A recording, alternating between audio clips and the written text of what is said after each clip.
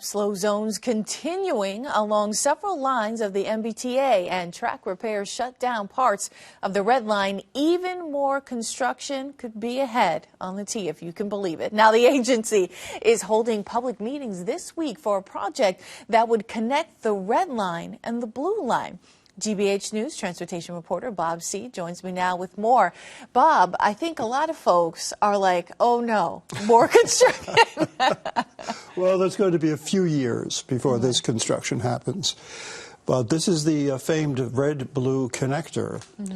And there have been two big missing links in Boston's transit system. One, of course, is between North and South Station, which is going to take a while to fix. But the red-blue connector that is connecting the red and blue lines has been a long sought-after goal for years and years and years. And this week, we got our first look at what it might be like when they finally build it.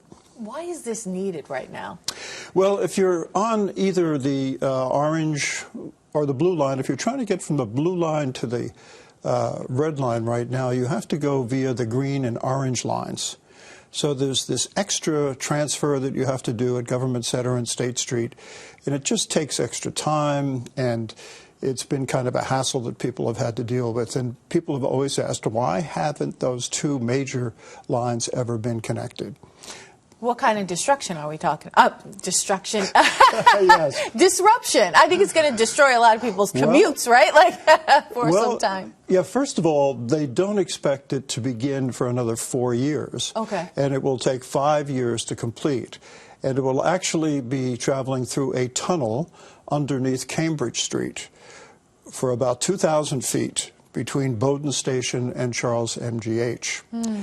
Now, they won't be boring the tunnel underground. They're actually going to do something called cut and cover, which is where they excavate these trenches and then place sections of the tunnel down in there and then cover it with dirt afterward. And this is supposedly a bit cheaper and a little easier to do than the boring kind of thing.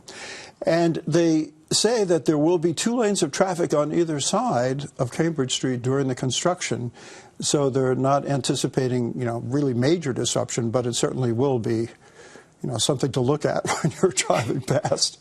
So there's existing infrastructure already there, or No. they're sort of digging these holes? This is going to be a whole new big dig, and they're going to basically connect up at Charles MGH, and Mass General is actually building kind of one of the parts of the station so people can access the hospital more easily.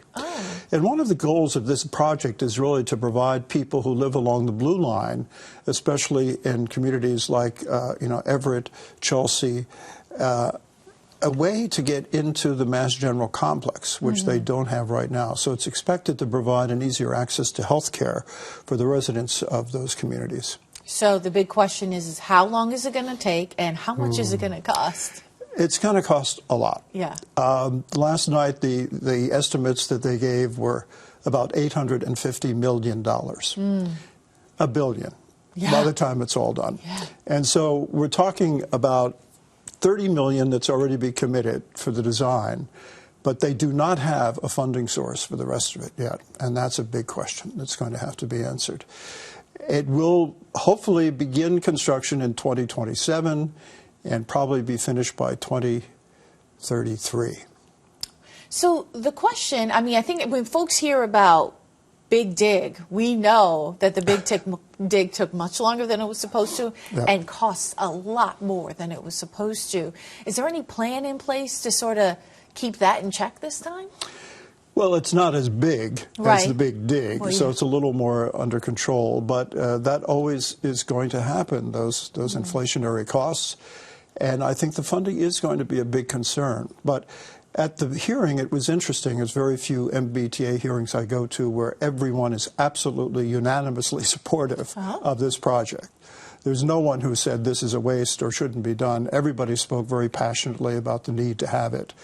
And there were about, I'd say, 70 or 80 people at the hearing, so that was significant. And I understand that Bowdoin Station is going to close? Yes, they're planning to close Bowdoin Station once the whole project is done. They're going to close Bowdoin Station because they can use some of that space that Bowdoin Station occupies to store some trains. But it was interesting, Fred Salvucci, the former transportation secretary, lamented that because he said Bowdoin was his favorite station. He hated to see that taken down, but he understood why they would do it. And I imagine, too, as well, when a station closes, there will obviously be another option for some folks who may be using that. Well, I don't think the Bowdoin station is going to be necessary once this final line is completed. Right now, there's a circle where the trains go around Bowdoin Circle, and you know, people get off, and then the train continues on its way. But it's a very tight circle; it can't really handle a lot of equipment. So, it was thought just do away with it and have the straight shot right to Charles MGH. So, folks can be excited, but they'll have to wait and see. Like a lot of these things, they take time. Absolutely. All right, Bob C., thank you so much for joining us. Thank you, Crystal.